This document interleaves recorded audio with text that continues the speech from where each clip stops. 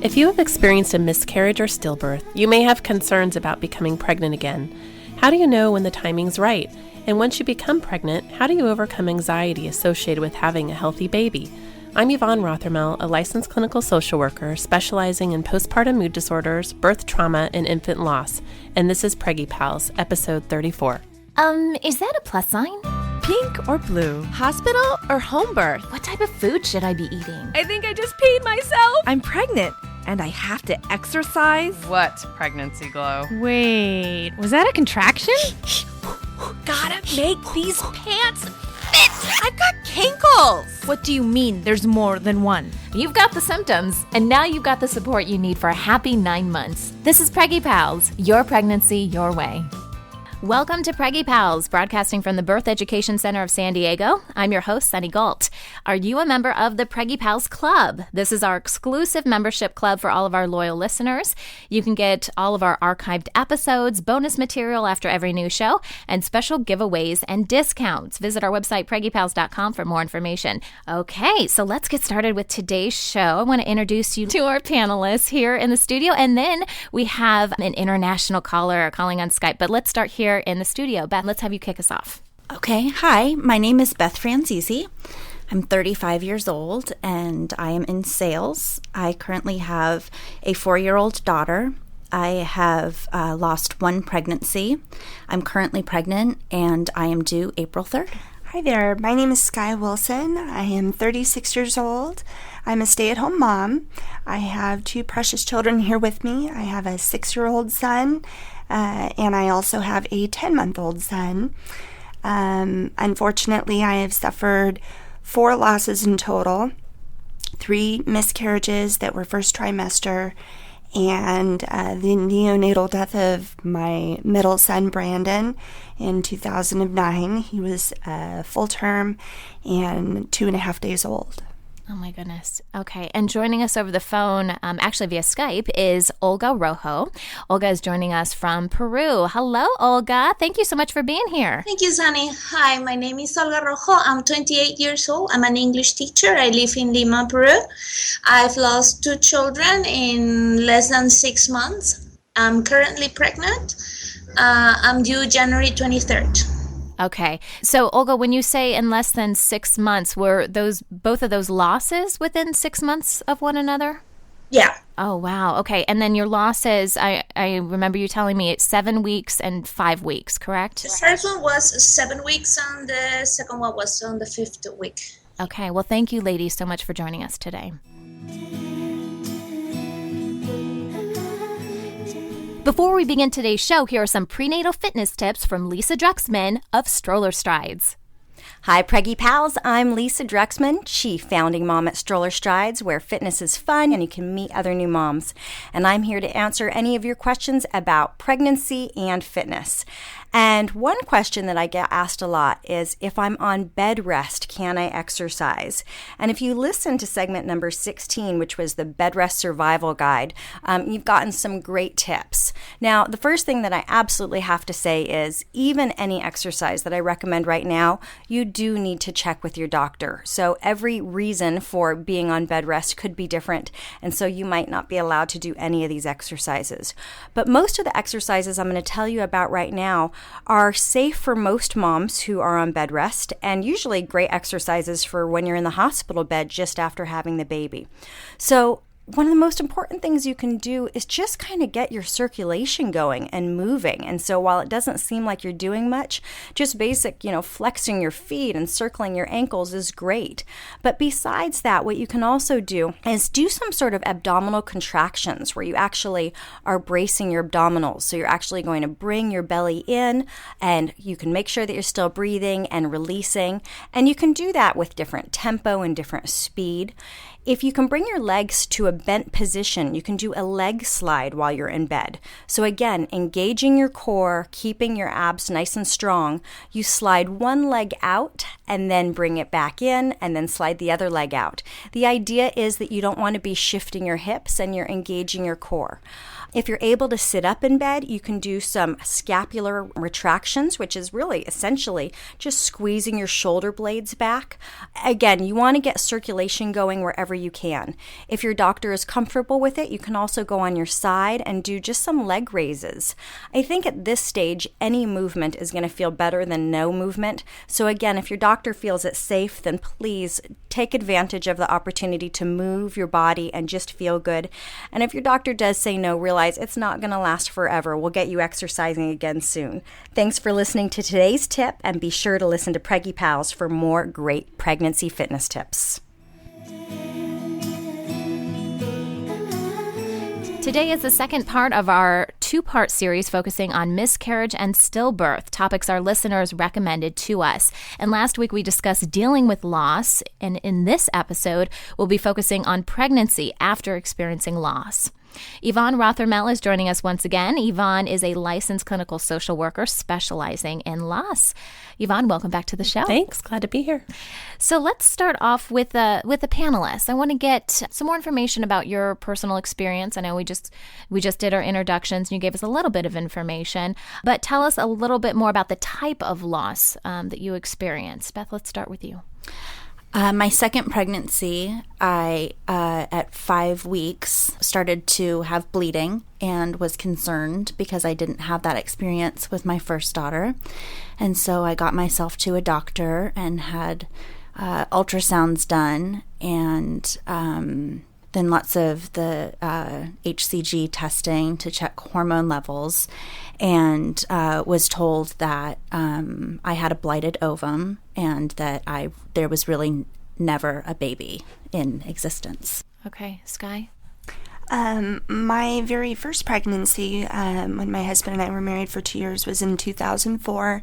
When I was approximately 6 weeks, they had determined there was no heartbeat when I went in for an ultrasound. And subsequently, they had given me some, options at that point medically, and I wasn't prepared for that news, obviously. I didn't feel symptomatically like there was anything wrong, and I had requested to wait an additional week to have another ultrasound and just be sure, because it was so early on in the pregnancy. And obviously we were very devastated. A week later, they did determine or reconfirm that there was no heartbeat. And we went on to, have a miscarriage at that time. And I had been very sick that first pregnancy with pneumonia, so we always thought that was the reason. Devastating all the same, but we thought that there was a logical, reason to conclude, because I had high fevers. And we went on to have a healthy pregnancy about a year and a half later, I believe, with my son, Gavin, who's 6, and uneventful pregnancy and successful and carried to term, healthy baby boy. And so we thought that, that was behind us and we could go on to have a second child. And we had become 2 years later, become pregnant with my son, Brandon, that we did ultimately lose when he was 2.5 days old. And that's kind of a long story that's complicated, but he had an incredibly rare syndrome that had not been determined during my pregnancy. And so we thought we were having another healthy baby boy. I was 40 weeks and 4 days and completely unaware of anything being wrong. And we delivered a very precious little guy that had some special challenges, none of which were life-threatening, other than he did have some respiratory distress. So, it was definitely a critical situation that he was in, but one that was recoverable. And unfortunately, through a series of events, when he was almost 3 days old, he had succumbed to the respiratory distress, and we lost him at that point. We definitely had a hard time making a decision thereafter to become pregnant again, and waited a year after losing my son, and had become pregnant with what I learned was a daughter. And they told me, they told me, like with Beth, that I had a blighted ovum, which it ended up not being the case, but I carried technically to 10 weeks, but I had bleeding that started around 6 weeks, and they knew that it wasn't looking good, but we kind of continued until we knew further and tested the HCG. Ultimately, it had a miscarriage, And I think it was about 4 months after that we did try again. And that time had learned only about 2 days after I had a positive test, I started to miscarry again. So it took a while and definitely a leap of faith before we come to the decision to move on and have another child or attempt another pregnancy. And definitely went through a lot of discussions where my husband and I were at different places at different times whether or not to do that. And I can't remember exactly how long later, but like maybe 6 or 7 months later, 8 months, we had become pregnant with my precious little blessing that his name is Chase. He's 10 months old. I carried him mostly to term. He was 37 weeks and 5 days, I think, so basically to term. Uneventful pregnancy, healthy boy who smiles every day. And our little family journey as far as building our family and having children is complete. My husband had a vasectomy. Your story is amazing. You guys are fighters. You kept with it. You had a goal, and yeah, of course. Olga, tell us a little bit more about your situation. I found out I was pregnant for the first time last year on Thanksgiving. It was November 24th. My boyfriend and I were super happy. It felt weird at the very beginning because I found out I was pregnant, and then 2 weeks later I had to go to the doctor because I started bleeding. My doctor said, well, no, it's okay. I mean, you're going to take some hormones and you're going to stay here for a couple of weeks and we'll see. After a couple of weeks, they released me, and 2 days later when I went for my regular checkup, they found out that the baby was... that I lost the baby. I wasn't bleeding or anything, and I had the procedure, which was traumatizing. I didn't really like it, and I didn't want to try again. But then they found out that I had a little tumor after the surgery. They say that the ovaries start producing something to feed the baby. I didn't really want to talk to the doctor when he tried to explain. I just wanted to get the hell out of there. And the doctor said, well, it's the size of a tumor on your ovary, so you probably need to have a surgery. I didn't want to, but my boyfriend said, like, if we wanted to try, I have to be 100%.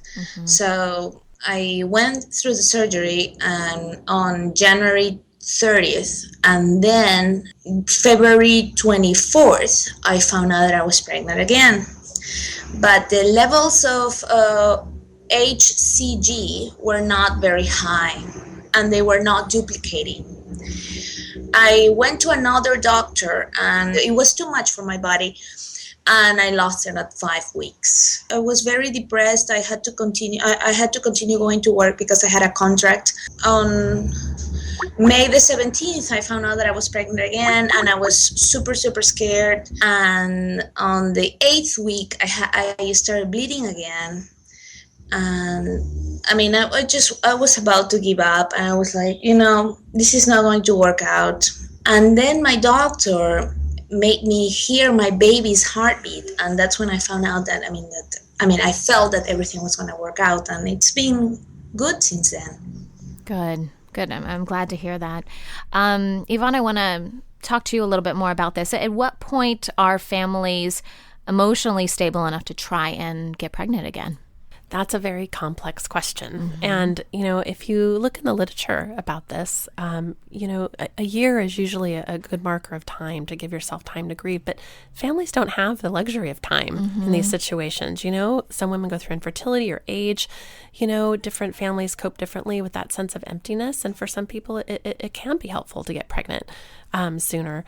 I think when you start to worry is when people get pregnant again and don't acknowledge the grief associated with it and try to push it down and just get pregnant again without really coming to terms with some of the grief around that. Like just trying to replace the other baby in a sense? Yeah, quickly, and not feeling any grief associated with it. Because what we know is that if you, the more you're able to grieve the babies that have died, and the more that you are able to hold a place in the family for those babies that have been lost, the more able you're going to be able to attach to the next baby, which is often counterintuitive for people. They think, oh, you're dwelling on the baby, this and that, it's not healthy, but it's actually the opposite, that it's so important to grieve those children and to hold a place for them in the family, because that makes future attachment to babies easier. Okay.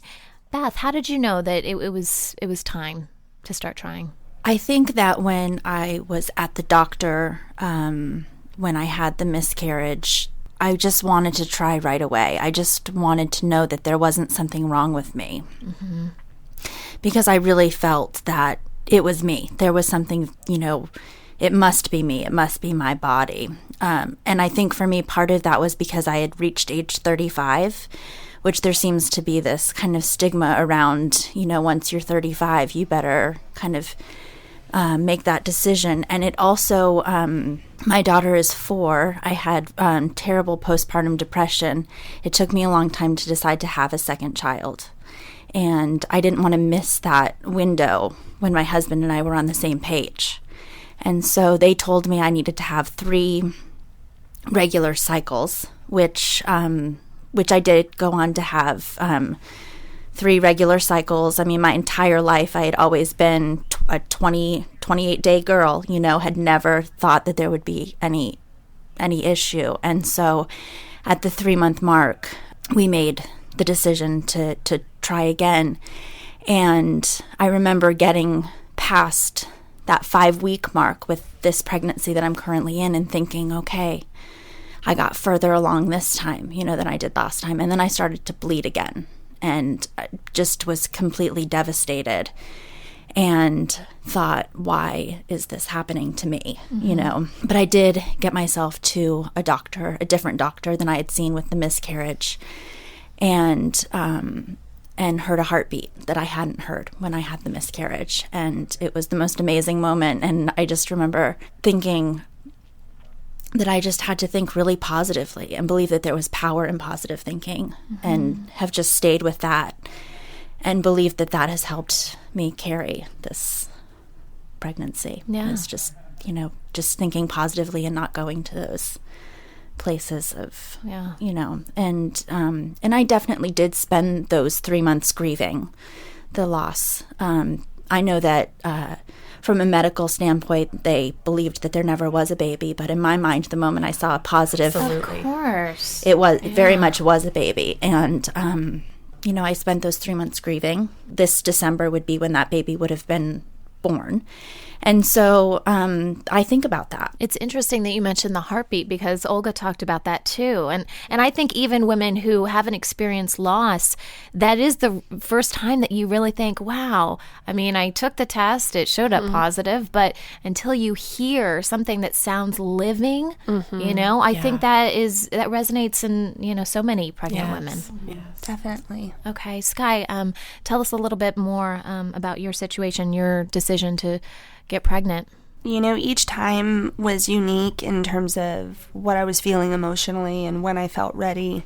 With having endured several miscarriages, definitely each time it became more disheartening, because with the very first pregnancy, our very first baby ending up in a miscarriage, and seemingly at the time having been, although still tragic, explainable, and going on to have 2 full-term children after that, it came as quite a surprise to then go through multiple miscarriages, that were back to back. And kind of like Olga was saying, you start to, wonder, is it you? Is it your body? What's going on? And, is it my age? Because I also started later in life too, to conceive.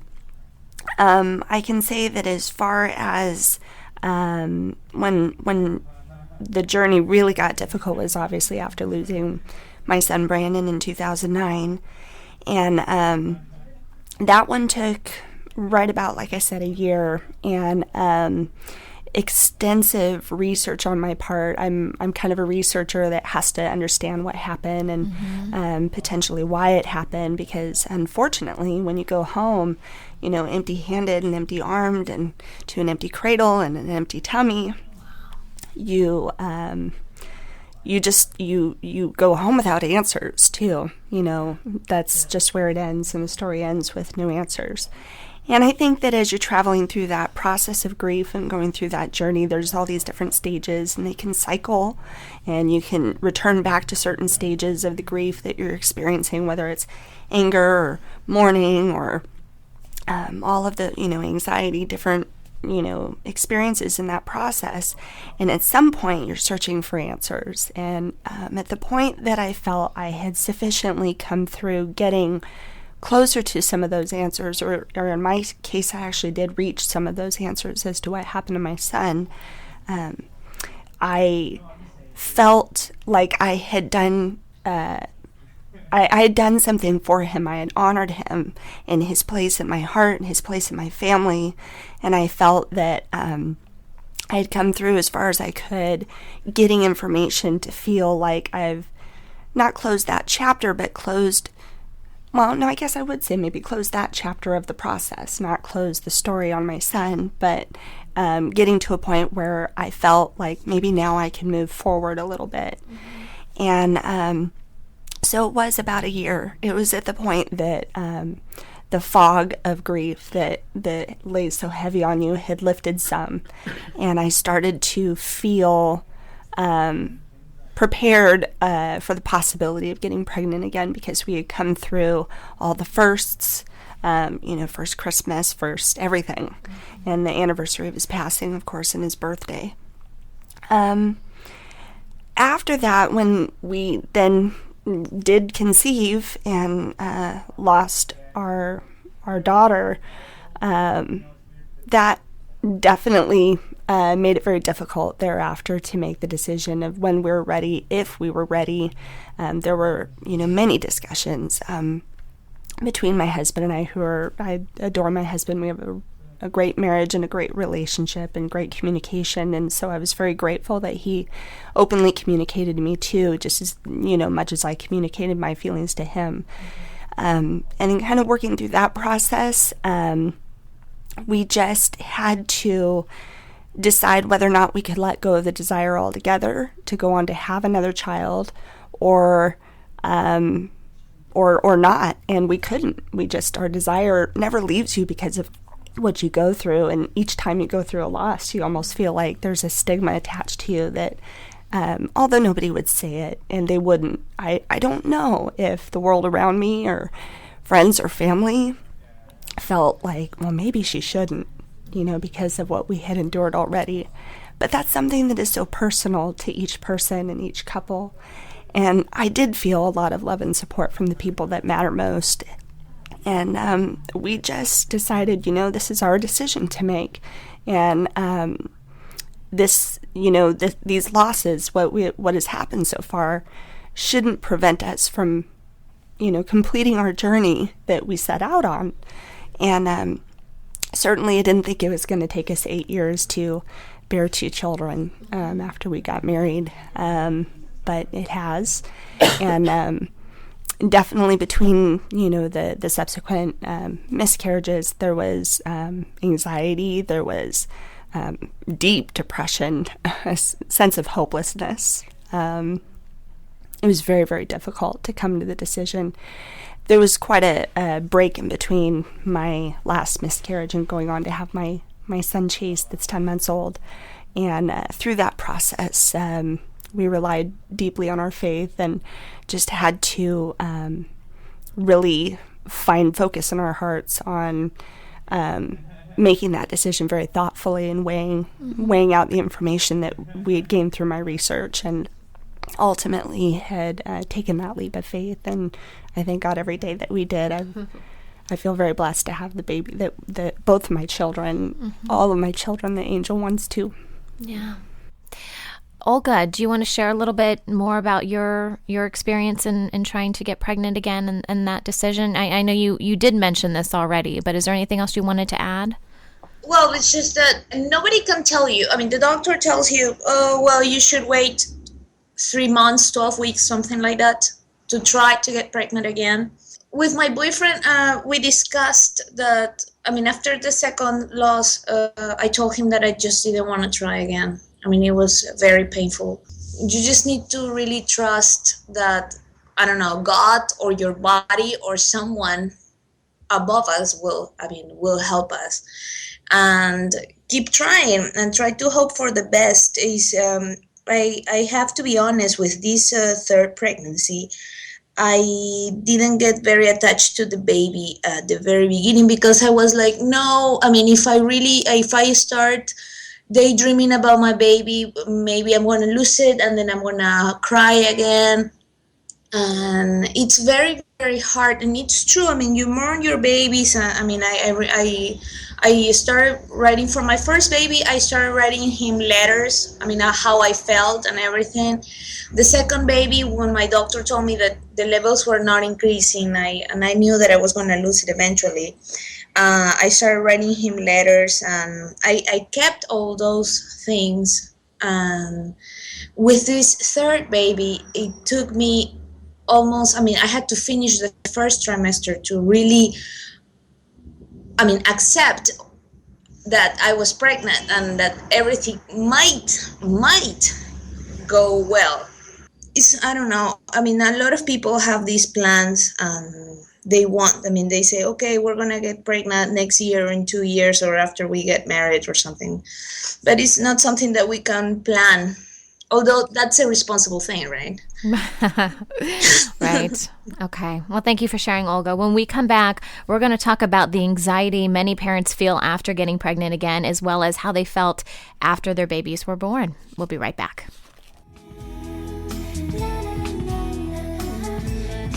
Okay, welcome back. Today we are talking about miscarriage and stillbirth, pregnancy after loss. And our special expert is Yvonne Rothermel.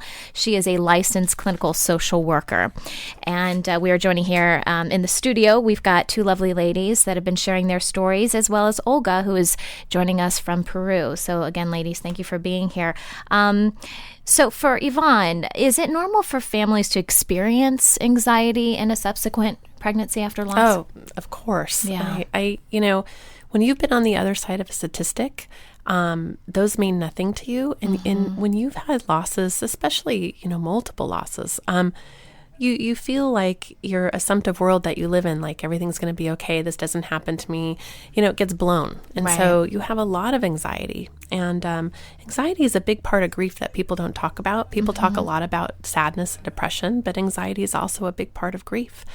And also when a woman becomes pregnant again after they've had a loss, it's like the biggest reminder of what they went through. It's like having your mom die when you're in China and you've never been back to her house and she died, and then you go in the house and you see all her things and everything. It's like you're just reminded of all those things.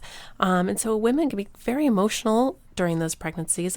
A lot of women do what's called emotional cushioning. It's just a protective armor they wear where they try not to attach too much to it, and then they end up feeling guilty. I'm not bonding to this baby, and then they feel bad. That's what Olga was talking about. Yeah, For several weeks she didn't want to bond. Right. But that's completely normal when you've been through a loss, to try to protect yourself. And usually when that baby's born, the bonding is there. It's really there. It's just a way to try to protect yourself from all the anxiety. Yeah. You'll often see a lot of moms go into triage a lot more often, a lot more doctor's appointments, and then that's a stress because then they feel like, there's that person again coming who's so anxious. And then, and some people are very understanding in the medical community about that, and some people are not. And as one of my patients had said, her doctor said, look, I can be your doctor, but I can't be your psychiatrist, and had very little understanding of what it was like to have experienced that. Some women have PTSD. They go back to the triage room where they learn their baby died, and then they're pregnant the next time. They have to go to that same triage room to get checked. So they're having a PTSD reaction. It's like post-traumatic stress. It is. Very often it is, and it's really minimized. Very much minimized for women. Yeah. Are you ladies here in the studio, are you familiar with the emotional cushioning? Do you recognize that in your own behaviors? Go ahead. Yes. Yeah. When I found out that I was pregnant this time, I didn't really want to talk about it very much. And it was almost like I got kind of superstitious about things, and just kind of that feeling of maybe if I don't get too attached, it'll be okay. I was just protecting myself from going through the hurt of it again. But after I hit that first trimester mark, which they talk about, once you get to the 12 weeks, it's safe to tell everybody. And I think for me, that really was a milestone for me, was getting past the first trimester. And then I was able to start thinking of it as a reality. So Sky, do you want to share a little bit more about your experience with emotional cushioning? Yeah, on the topic of anxiety in general, that was something that I hadn't really dealt with before in my life, before losing my son. And after losing him, I definitely dealt with a tremendous amount of anxiety that was very new to me to experience, and the very visceral reaction to anxiety, the physicality of it, the tingling in your shoulders and the palms of your hands and the sweating hands and the feeling of shortness of breath. I mean, like the very overwhelming panic attacks. And I had seen my doctor for that, and thankfully they weren't very often, but when they came, they were quite overwhelming. So definitely I had a lot of fear going into future pregnancies over what role that would play. Would it continue? Because, of course, your thought as a mom and in a pregnancy is that experiencing something like that is not good. You know, your heart racing and all of that. And just feeling out of control of your physical body. So I and I didn't want to be taking medications for it while I'm pregnant and things like that. Well, I can honestly say that at least the worst of it, as far as like true panic attacks, had subsided for the most part within the year. There are triggers still to this day, of course, but it's much fewer and further between. It's usually very huge life upsets tend to be triggers, especially if it's of an emotional nature. I'll always equate it back to my grief. But in pregnancies, as far as the emotional cushioning and what I did with that, I attend a support group and have for the last 3.5 years since I lost my son, called Empty Cradle. And it's been a tremendous support to talk with other moms like we are now that have experienced this and to feel understood. And I know that this has been a theme that we've all talked about frequently, because when you go through a subsequent pregnancy, there is a lot of anxiety, obviously, going through it. And there's also a natural feeling that Yvonne was describing, to feel as though you are somewhat emotionally detached from the pregnancy. But and I agree. I think that that's probably very natural to experience, because we have all, many of us that I've come to know through this process that have experienced this have all described that, and I certainly have experienced it as well. But what I can also say, just as my opinion on the matter, is that the moment and this is from my having experienced multiple losses, from the moment that there's a turn of events that anything might then again be wrong, any bit of that emotional cushioning that you've done, that you think that you have detached yourself, is put to question immediately and put to rest, in fact, because you are attached. There's no way that you're not attached. It's something that you're doing mentally in the hopes to prepare your heart for something you can't prepare it for, because you love that precious little person from the moment you read that test strip and it comes up positive. So we think that we're protecting our hearts against motherhood, and it's a fight you'll never win. Right. Okay. We are running out of time, but I wanted to end on a high note, and that is for those of you who have had successful pregnancies and delivered your babies, and your babies are happy and healthy. I want to just share the joy that you have in that child, because I want to concentrate on that. I really do, because that's what we're all after. And it is possible. And so if you got, the ladies here in the studio, if you want to share how you felt when your babies were born and you were able to take them home, let's talk about that a bit. Go ahead. I'll begin, I suppose. I have tears. I know, me too. Going through that labor and delivery with my son Chase, my youngest, was definitely an anxious time getting through the actual labor and delivery. And I kept thinking, okay, I just need him to breathe. I need to see him. I need to hold him. And there was something that it had been taken from me that I waited and endured a lot to get back to, and that was I never got to hold my son Brandon until he had passed away. And all I wanted, more than anything in the world, was to hold my precious son. And the moment he was born and they put him on me, the world was right again. And he has been the most tremendous blessing in my life. He is happier than any little baby I've ever met, and I've been through some challenges, and my oldest son is he's my precious boy.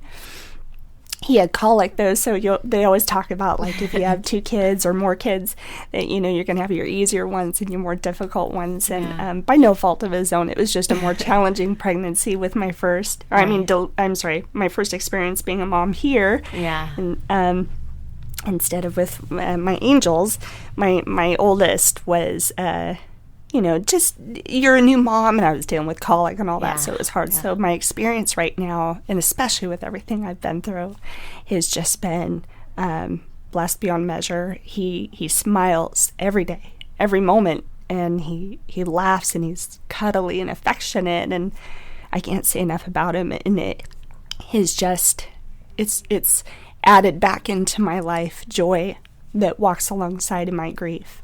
And but it has completed our family building on definitely a positive note, and didn't leave my legacy one of just tragedy and loss.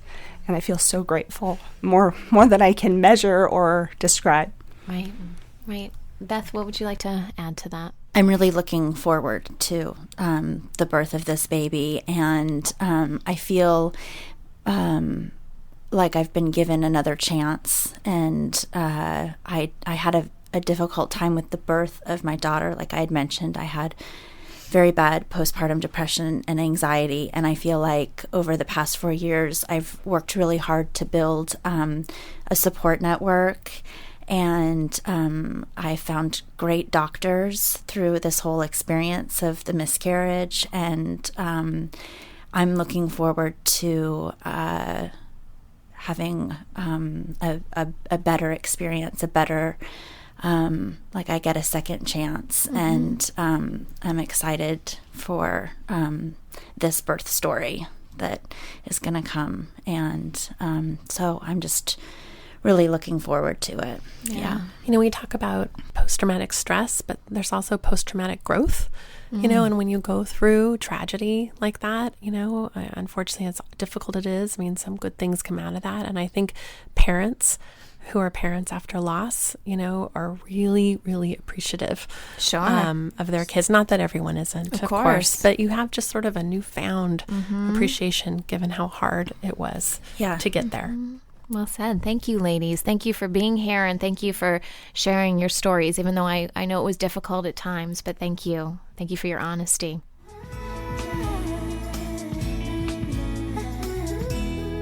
We have a comment from one of our listeners. This comes from a guy, Sean, from Jackson, Tennessee. I'm kind of surprised he used his real name. I guess I don't know if that's his real name or not. But anyway, Sean writes, "Hi, Sunny. This may seem a bit odd, but I'm a guy, and I've been listening to Preggy Pals recently. My wife and I just found out we're pregnant with our first child, and I'm trying to learn everything I can possibly learn about how to help her through the next 9 months." Oh, isn't that sweet? He continues to say, "I know your audience is mainly focused on women, but I would love if you could provide some information on what pregnancy is like from a new dad's perspective. Thanks so much." Okay, Sean, actually, I am looking into this right now. Your timing really couldn't be better. We have a psychologist by the name of Danny Singley. If you guys listen to our Parent Savers show, he's been on the show a couple different times to talk about how men feel after their babies are born. But he also teaches a class on what men go through during pregnancy. And I've been trying to figure out a way to get him on the show. So look for that in the future. We may do a whole episode with just dads as panelists. That's an idea. or soon-to-be dads, or just have Danny on the show in another way. But Sean, yes, I am looking into this. And thank you so much for being our token guy that listens to this show.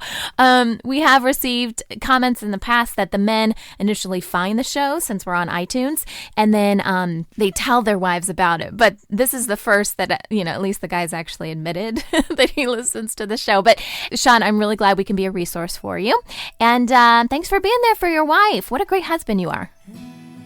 That wraps up our show for today. If you have questions for Yvonne about the topics we discussed today or other issues dealing with loss, you can send us an email through our website or call our Preggy Pals hotline at 619-866-4775, and we'll get your questions answered. Of course, I want to say thank you to all of the panelists joining us today, and Olga for joining us from Peru.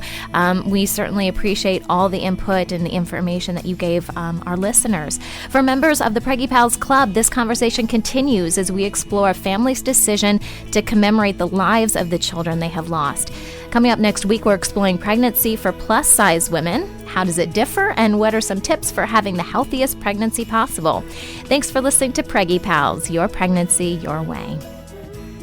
This has been a New Mommy Media production. The information and material contained in this episode are presented for educational purposes only. Statements and opinions expressed in this episode are not necessarily those of New Mommy Media and should not be considered facts.